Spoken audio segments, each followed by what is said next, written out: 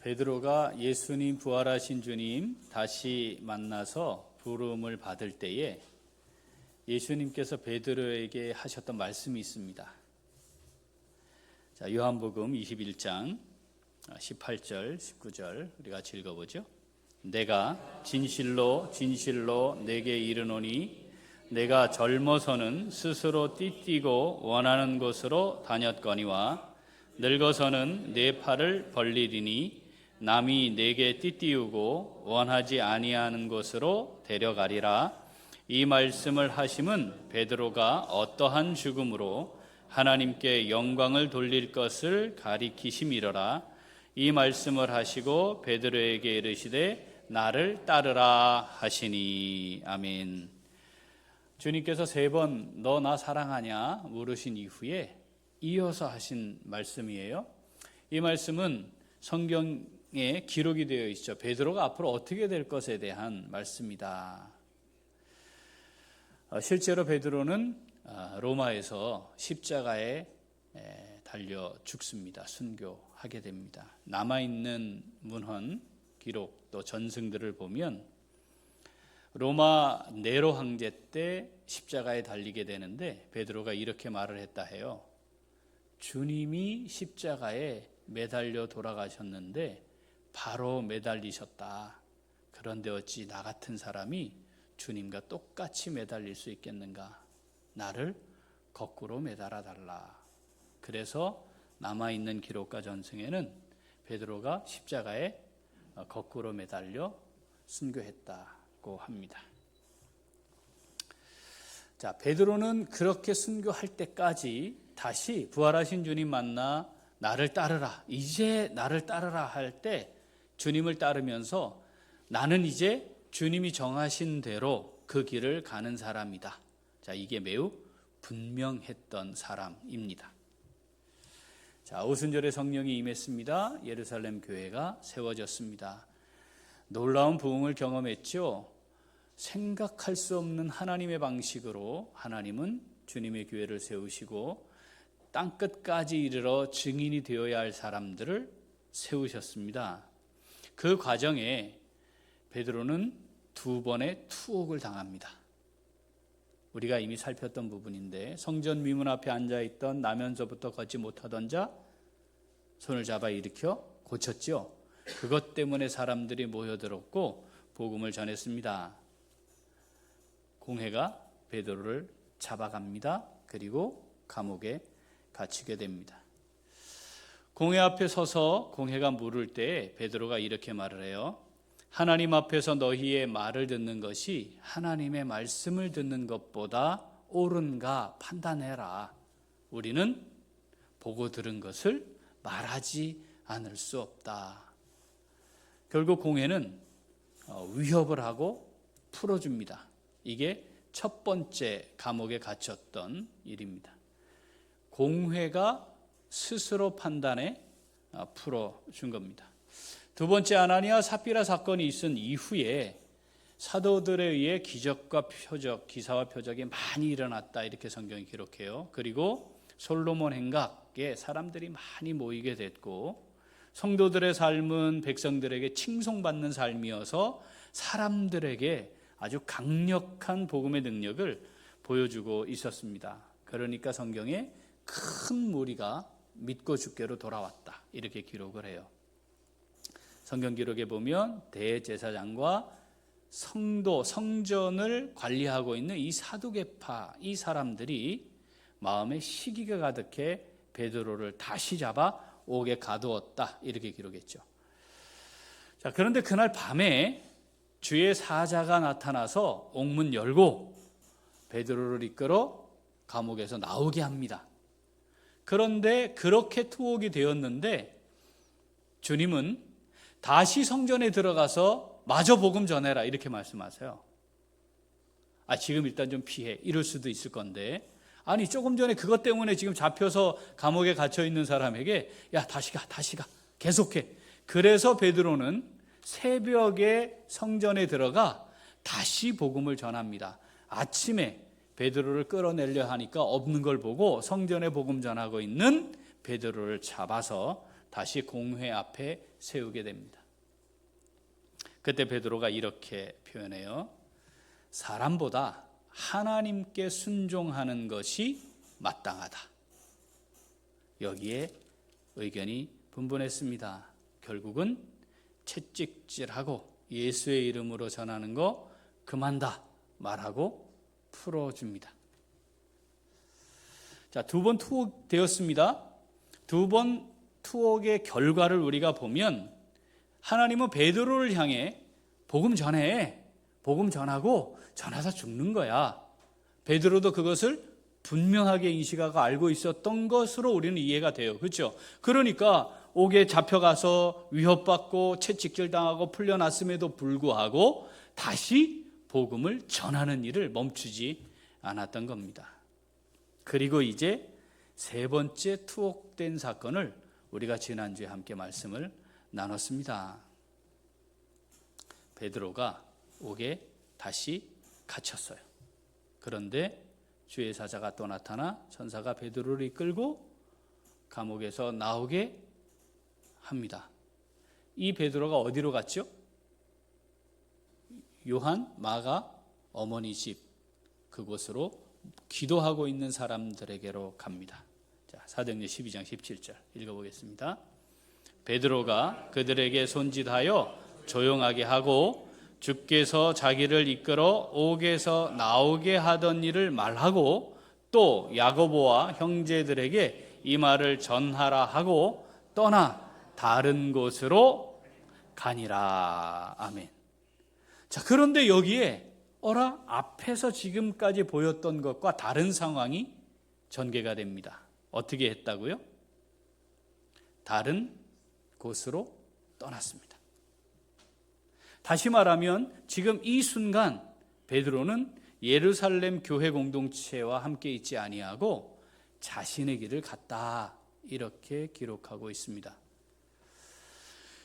정말 가장 위협의 순간, 그리고 이 예루살렘 교회는 정말 이제 앞으로 어떻게 해야 하나 거의 죽음 앞에 직면해 있는 상황입니다. 야고보 사도가 이미 죽었습니다. 베드로도 잡혀가는 걸 보고 베드로는 죽었다 생각했어요. 다시 나올 거라고는 상상하지 못했습니다.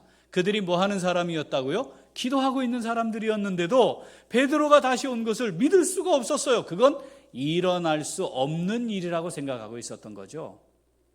그래서 로데를 향해 너 지금 완전히 미쳤네, 너 지금 뭔 소리 하냐 라고 반응을 할 수밖에 없는 상황이었습니다. 이건 극도의 공포 속에, 두려움 속에 이걸 현실로 받아들이고 있는 상황에 있었다라는 걸 알 수 있습니다. 자, 그럼 주님께 다시 부름받을 때 베드로 어떻게 될 거라고 그랬다고요? 네가 원하는 데로 다녔지만 나중에는 그렇지 못할 거야. 그리고 순교하게 될 것에 대해 복음을 전하다 내 인생은 복음을 전하다 하나님 앞에 간다. 이게 분명했던 사람이었고, 앞에 2번의 투옥 사건에도 하나님 기적적인 능력으로, 하나님의 역사로 감옥에서 나오고 또다시 복음을 전하고, 그래도 채찍 맞고 다시 풀려나서 또 교회와 함께 있고 복음을 전하고, 이게 가능했다 이 말이죠. 자, 그런데 스데반 순교 이후에 다 흩어지고 사도만 남았고 일부 사람들이 복음을 전하고 있는, 겨우 유지가 되고 있는 이 교회의 상황, 베드로가 어떻게 하는 게 맞았을까요? 거기 있어야지. 성도들과 함께 해야죠. 이게 야고보와 베드로에게만 일어난 일이었겠습니까? 아니잖아요. 이미 경험한 거 아닙니까? 스데반이 죽었을 때는 국가 권력이 아니에요. 종교 권력이었어요. 그렇지 않나요? 공회에 의해 진행된 일입니다. 지금은요, 국가 권력이 하는 일이에요. 이건 로마 황제의 이름으로 하는 일입니다. 그러니까 야고보도 바로 죽임 당하는 겁니다. 베드로 그냥 딱 잡혀가는 거예요. 이건 어찌할 수 없는 거 아니겠습니까? 그럼 예루살렘 교회는 이 국가 권력 앞에 이제는 생존 자체가 보장되지 않는 그런 상황에 놓여 있는 겁니다. 태풍 앞에 촛불 하나 켜 있는 것과 비슷한 그런 상황인 거죠. 베드로가 어떻게 하는 게 맞았을까요? 거기 있어야지. 그렇지 않나요? 앞에도 주님이 옥에 갇혔지만 풀어내셔서 복음 전하게 하셨는데 그 일 계속 하라 하셨는데 왜 이번에는 베드로가 그들과 함께 있지 아니하고 그들을 떠나 독자적인 행보를 하게 되었을까 하는 겁니다. 왜 그랬을까요? 죽음이 두려워서 피한 것일까요? 도망친 것일까요? 아니, 하나님이 피하라 하기도 하고 도망치라 하기도 합니다. 우리가 아직 뒤에 있는 다양한 여러 사건들을 다 알지는 못하지만 이미 사울의 경우도 어떻게 했어요? 도망쳤잖아요. 광주리에, 심지어 광주리를 타고 내려와 도망치기도 했어요. 도망친 걸까요? 그렇게 표현하면 좀 너무 과한 것 같아요. 그러면 이렇게 하면 좀 낫지 않을까요? 일단 이 상황을 모면하기 위해 피했다. 그리고 베드로를 타깃으로 삼은 건데 베드로가 만약에 거기 있으면 베드로와 함께 있던 성도들이 함께 피해를 입을 수도 있으니 그런 일이 일어나는 것은 막자. 이런 판단일 수도 있었을 것으로 보입니다. 자, 어떤 판단이 되었던 우리가 보여진 모습을 객관적으로 놓고 아니 어떻게 저 교인들을 놔두고 저 몇 명 안 되는 저 사람들, 저 두려움에 떨고 있는 저 사람들, 공포 가운데 있는 저 사람들, 위기에 있는 저 사람들을 놔두고 어디로 피해? 어디로 자기 혼자 도망을 간단 말이야? 라고도 볼 수 있는 상황이 연출되었다는 겁니다. 자, 그런데 베드로는 지금 어떤 사람이에요? 이미 삶과 죽음은 하나님 손에 있는 겁니다. 그거는 본인의 결정이 아니에요. 베드로는 이미 내가 복음 전하다 주님 앞에 가야 한다. 이거 아는 사람입니다. 자, 그렇다면 지금 이 예루살렘 교회 공동체와 함께하지 않고 자기의 길을 떠난 것은 베드로의 의지였을까요? 하나님의 의지였을까요? 우리가 보이는 것 알 수는 없어요. 성경에 왜 그랬는지 그래서 내가 이렇게 한다 말씀하지 않지만 이건 하나님의 의지에 의한 것이다 라고 알 수 있습니다. 그럼 이제 여기서 우리가 충돌을 좀 경험하게 되죠. 어떤 때는 끌어내시더니 감옥에서 구해내시더니 야 빨리 가 다시 가. 아니 조금 전에 거기서 잡혀왔어요. 야 시끄러 빨리 가 다시 가 빨리 가 새벽부터 가서 복음 전 그래가지고 복음을 전했단 말이죠. 그런데 이번에는 교인들만 남겨두고 자기의 길을 가도록 다른 곳으로 인도하셨다는 겁니다. 우리가 가끔은 하나님이 왜 이렇게 하실까 이런 생각이 들 때가 있어요. 하나님은 정말 뭘 원하시는 걸까?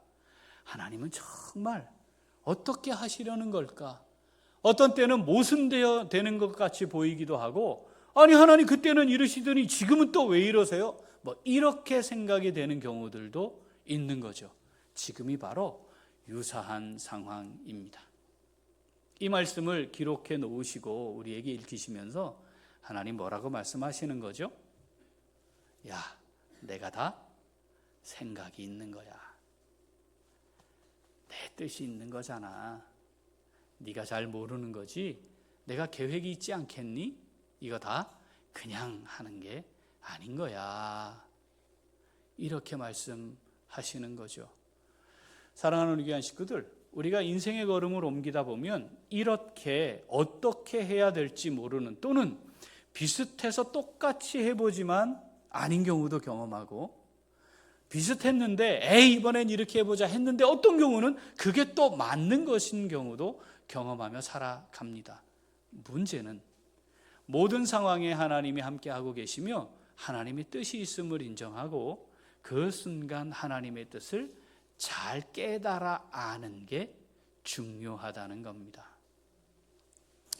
내가 생각하고 판단하고 결정해 놓고 하나님 끌어오는 짓은 하지 말아야 하고 내 앞에 놓여 있는 상황에 내가 어떤 생각을 하거나 판단을 하거나 결정을 하거나 또 말하거나 행동을 하게 될 때 이게 하나님의 뜻을 분별함으로 하나님 앞에 내가 결정하는 것인가를 돌아볼 수 있어야 한다는 거죠.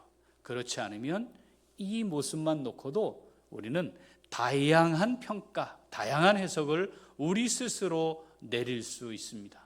그런데 그렇게 하다 보면 하나님의 뜻을 제대로 따르지 못하는 경우들을 경험하는 것이죠. 비슷해 보이지만 다를 수 있다. 똑같더라도 내 생각이 다를 수 있어. 내 계획이 다를 수 있는 거야 라고 말씀하시는 것이죠. 사랑하는 우리 귀한 식구들, 하나님이 우리의 삶의 걸음을 여기까지 인도하셨습니다. 하나님 인도하신 거 맞죠? 예, 앞으로 인도하실 거죠? 우리를 인도해 가시는 그 상황마다 하나님의 뜻과 계획이 있음을 믿음으로 바라보고 그 하나님의 뜻과 계획을 믿음으로 순종하여서 하나님의 뜻을 이루어 드릴 수 있는 우리 모두가 될 수 있기를 소원합니다. 자, 그러려면 어떻게 해야 할까 하는 거예요. 무엇이 있어야 할까? 성경은 일관되게 아주 중요한 신앙생활의 중요한 요소를 말씀하세요. 그게 뭐냐면 지혜와 명철입니다. 지혜와 명철. 지혜, 명철은 분별하다예요. 분별력. 그러니까 지혜와 분별력이 있어야 해요. 지혜가 없고 분별력도 없는 사람, 이런 사람들을 어리석다 이렇게 말합니다. 어리석은 사람들의 특징 우리 잘 알아요. 그냥 생각 없이 사는 거예요. 생각이 없이 살면 첫 번째로 나타나는 말이 생각 없이 나오는 말들이 되게 돼 있어요. 생각 없이 살면 행동하는 것이 하나님과 상관없는 행동이 될 수 있어요. 그걸 어리석다라고 말합니다. 제가 자주 표현하는 말이 있죠. 영적인 나이가 몇 살? 영적으로 나이가 몇 살? 2살. 어리석어요. 3살쯤 되면 말이 딱 트이거든요. 그러면 지가 제일 잘하는 줄 알아요. 6살쯤 되면 지식을 자기 것으로 만드는 능력이 생겨요. 그때가 가장 교만합니다. 세상 다 아는 것처럼 생각해요. 그 과정을 거쳐서 성장하고 성숙하는 것인데 안타깝게도 수십 년이 지나도 2살이 있어요. 이건 참 안타까운 일입니다. 하나님은 우리보다 훨씬 사랑이 많으시고 오래 참으시고 긍휼히 여기시고 자비를 베푸시니까 평생 2살이어도 그냥 2살로 대하지만 우린 가끔 그게 잘 안 될 때가 있잖아요. 어리석은 사람으로 어리석은 채로 시간이 지나는 것은 정말 안타까운 일입니다. 지혜와 명철, 우리가 잠언을 함께 묵상했는데 지속 반복되는 하나님의 말씀이 그곳에 기록되어 있었습니다. 지혜와 명철. 자, 지금 베드로가 하나님의 뜻을 제대로 알고 하나님의 인도하심을 따라 상황적으로 놓고 보면 그 성도들과 함께 있어야지. 여기 어떤 일이 일어날지 모르는데 야고보 죽였고 베드로 잡아갔고 여기 있는 제자들 나머지 성도들 싹 다 잡아가는 거 얼마든지 이제 할 수 있는 거 아닙니까? 할 수 있는 걸 보여줬잖아요. 그러면 거기에 남아서 성도들과 함께 끝까지 교회를 지켰어야지. 어디로 갑니까 세상에? 지 혼자 살겠다고 도망간단 말이에요. 이렇게 말하는 어리석은 이들이 있었을까요? 없었을까요? 그 안에는 없었을 것 같아. 그런데 밖에서 보고 있는 사람들 중에는 있었을지 몰라요. 우리가 그럴 수 있다는 겁니다. 우리가 신앙생활을 잘하고 있다는 거, 그리고 신앙이 자라가고 있다는 거, 그걸 뭘로 우리가 확인할 것인가? 그러면 지혜와 명철이 깊어지고 풍성해지는 것이라 말해도 틀리지 않습니다. 베드로는 지혜와 명철이 있었던 사람이었어요. 그래서 지금 이 순간 하나님의 인도하심을 밝히 깨달아 알았고 그 하나님의 인도하심에 순종하는 분별력이 있었던 거죠. 그래서 지금은 뭐 하는 거다? 여기 있는 성도들과 함께 있는 것이 아니고 하나님의 인도하심을 따라 가야 한다.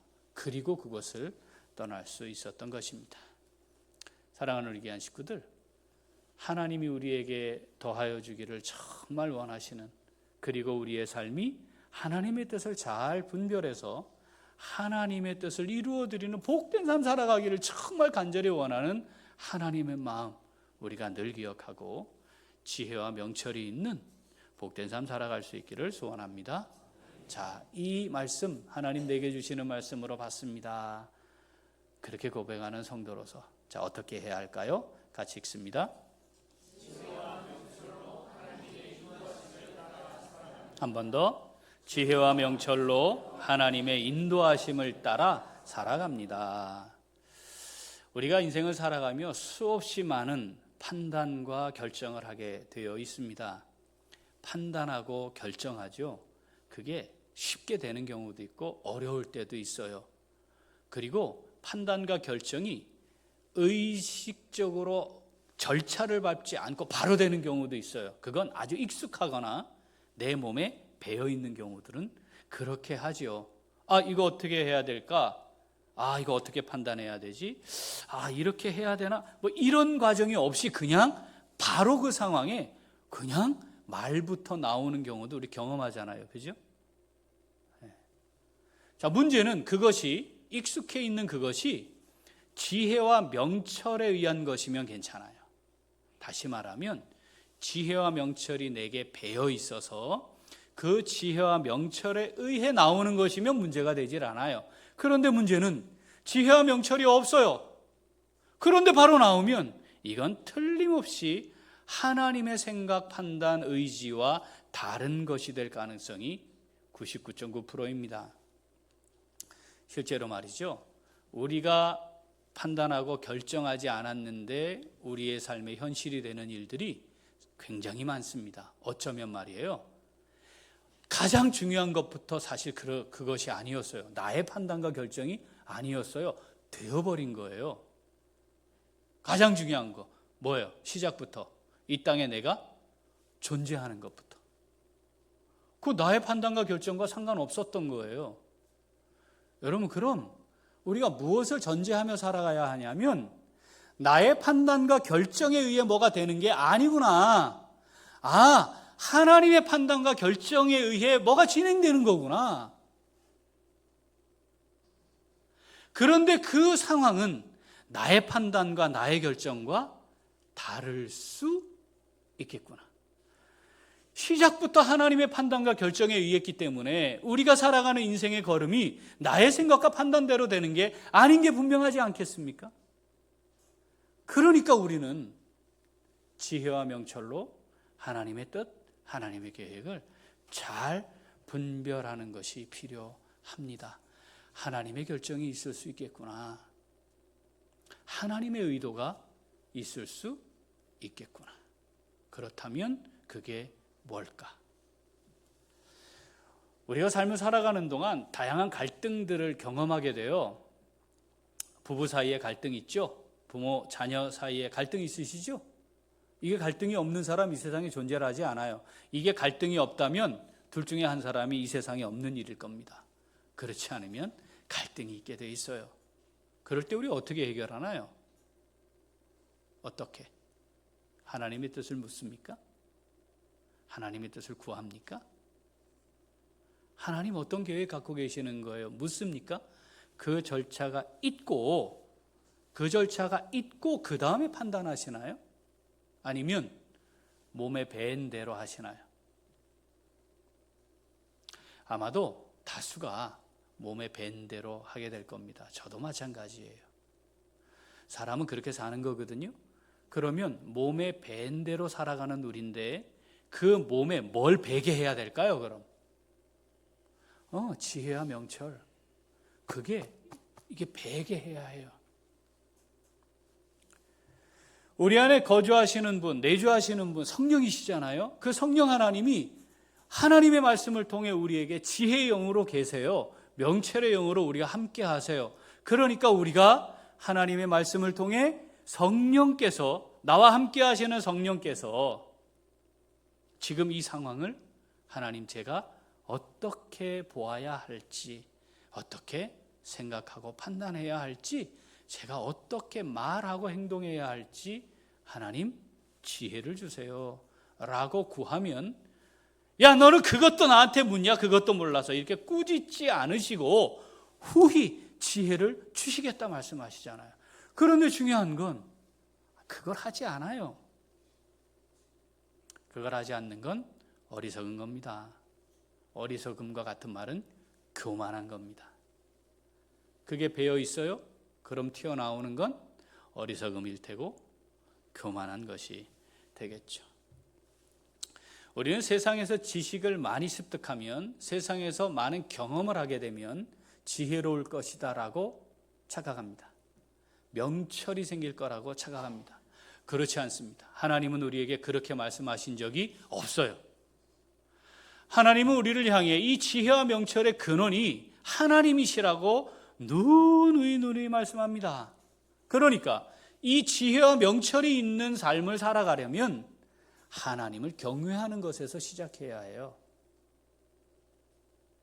우리 지난 한 주간 우리의 삶을 좀 돌아보죠. 너무 뭡니까? 어제 하루만 돌아보죠. 우리 하나님 두려워했나요? 아, 지금 이 순간 하나님이 내 앞에 계시는구나. 아, 지금 하나님이 내 생각을 하시고 내 말도 들으시고 하나님이 다 보고 계시며 내가 하나님 앞에 숨길 것 없는 자로 내가 있는 거구나. 여러분, 하나님 경외하셨나요? 그게 아니면 지혜롭지 못했을 거예요. 명철함도 없었을 거예요. 하나님을 경외하면서 시작해야 합니다.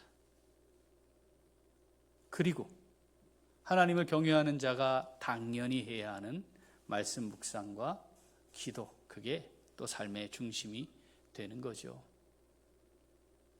어리석은 자, 교만한 자라 했습니다. 그럼 지혜와 명철이 있는 자, 겸손한 자입니다. 겸손한 사람이 지혜와 명철이 있는 사람입니다.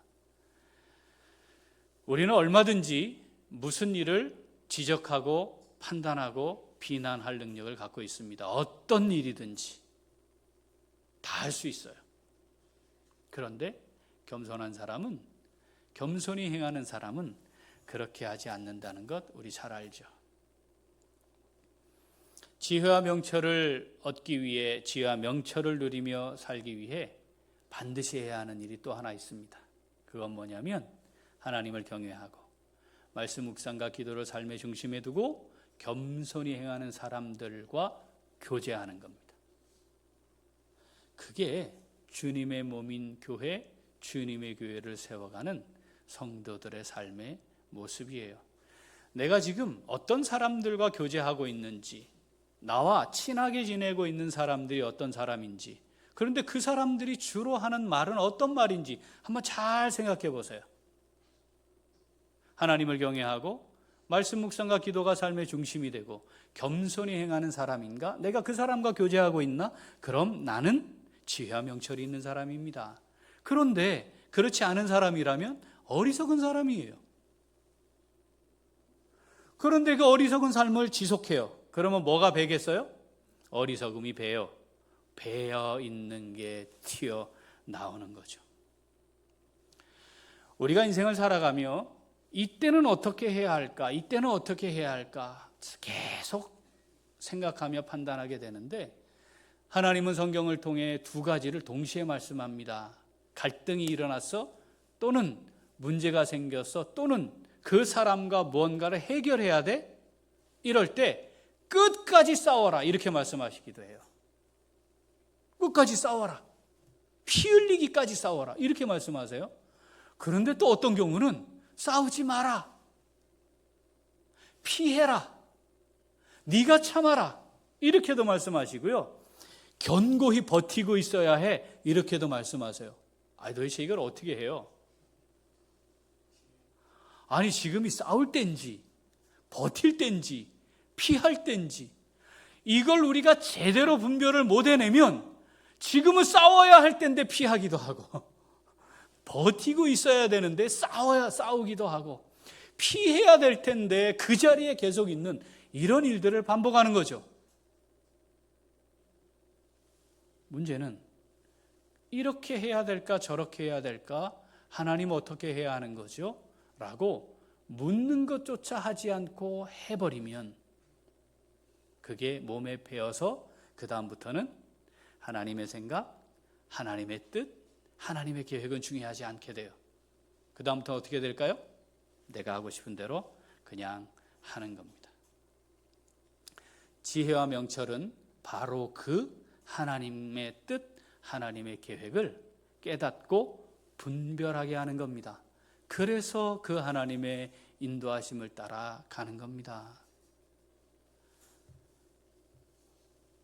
자, 지혜와 명철이 있는 지혜와 명철을 지닌 성도로 살아가는 게 정말 중요합니다. 자, 그렇다면 그 지혜와 명철이 몸을 배게 해야 돼요.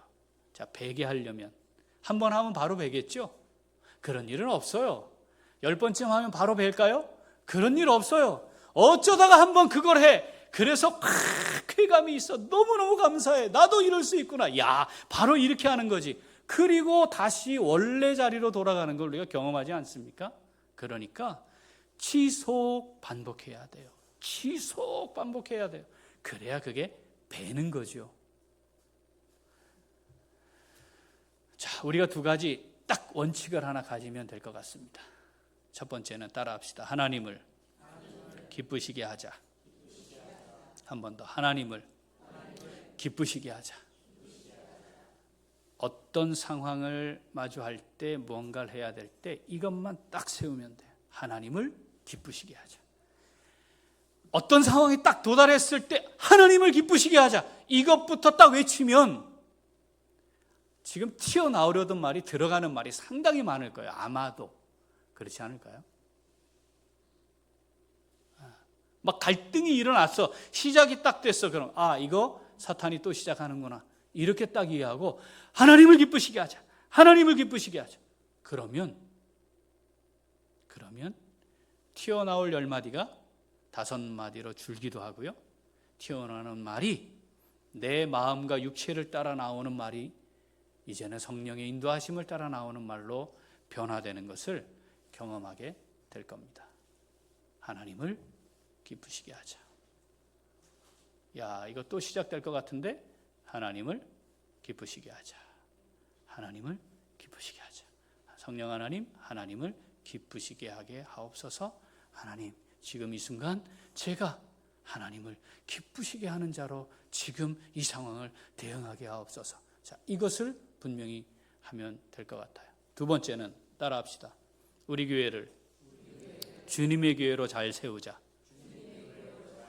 한 번 더. 우리 교회를 주님의 교회로 잘 세우자. 남성현의 교회면 안 돼요. 이 교회가. 예? 장로님들의 교회여도 안 돼요. 남성현의 교회면 잘 되겠습니까?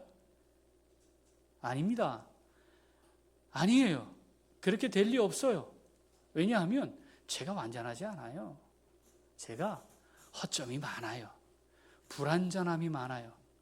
그러니까 장로님들과 같이 의논하고 성도들의 뜻도 살피고 어떤 경우는 결정해서 해야 하지만 어떤 경우는 의논해서 늦추기도 하고 어떤 경우는 이건 아니구나 판단하면 바꾸기도 하는 겁니다. 이런 과정을 거치는 이유는 우리 교회가 주님의 교회여야 하기 때문에 그렇습니다. 내가 생각하는 교회가 되면 망하는 겁니다. 동의가 안 되세요?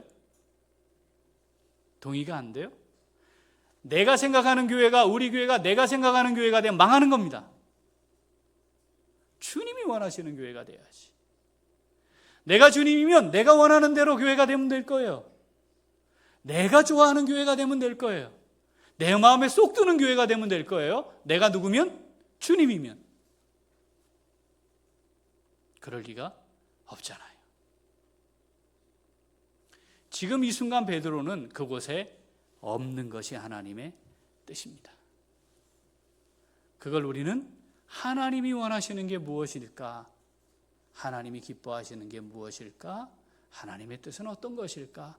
이렇게 접근하지 않으면 얼마나 많은 말들을 해낼 수 있겠습니까? 이 상황은 얼마나 꼭꼭 집어서 보이지도 않는 티를 뽑아내듯이 지적하고 비판하고 비난하고 정죄하는 일을 할 수 있겠습니까? 어떻게 이럴 수가 있느냐?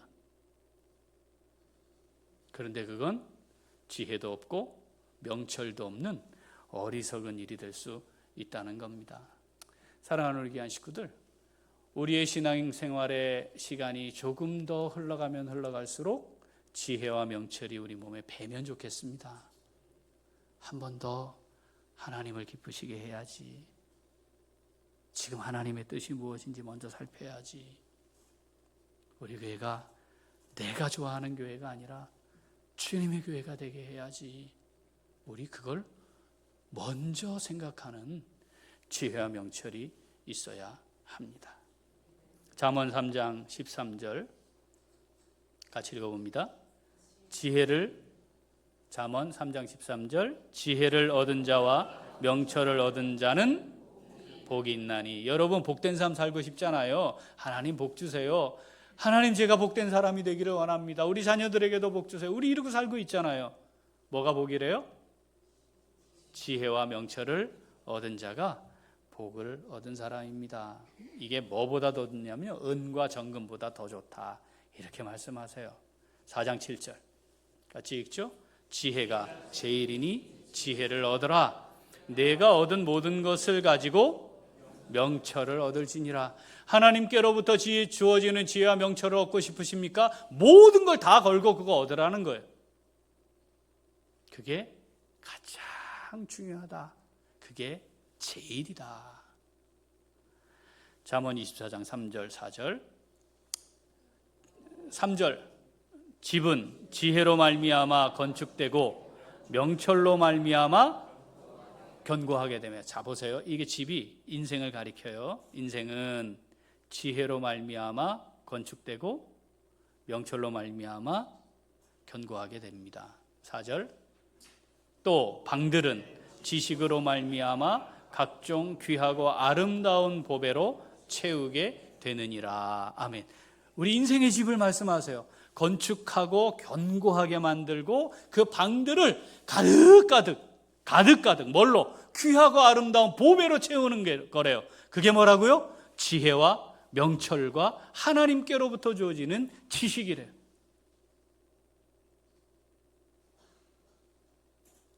지혜와 명철을 얻을 수 있는 우리 모두가 되기를 소원합니다. 지혜와 명철로 살아갑시다. 그 지혜와 명철이 우리 몸에 배어서 어떤 상황이 딱 주어질 때 이게 잘 배어 있어서 어떤 상황을 우리가 대하게 될 때 지혜와 명철을 따라 하나님을 기쁘시게 해드릴 수 있는 성도로서의 복된 삶 우리 다 누려갈 수 있기를 소원합니다.